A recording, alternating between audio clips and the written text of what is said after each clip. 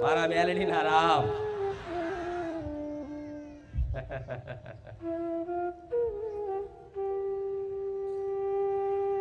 બહુ ભટક્યા, બહુ રખડ્યા, મંદિરો મંદિરો, ભુવા ભુવા ભટક્યા, છતાંય સમય બરબાદ થયો, પૈસા બરબાદ થયા અને મન તમારું વધારે દુખી થયું કે આટલું બધું કરવા છતાંય અમારું કોઈ દુઃખનું કોઈ સમાધાન જ નહીં આવતું.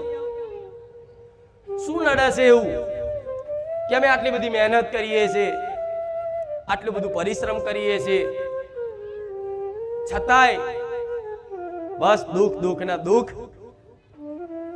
ભલે કદાચ કોઈ પૈસાથી દુઃખી ના હોય, પણ મનથી તો દરેક દુઃખી છો. ચાહે અમીર હોય, ચાહે ગરીબ હોય, મનથી દુઃખી છો દરેક. અને જે માણસ મનથી દુઃખી થઈ જાય, જે માણસ મનથી હારી જાય ને, એટલે જીવતો મરેલો કહેવાય. શું કહેવાય?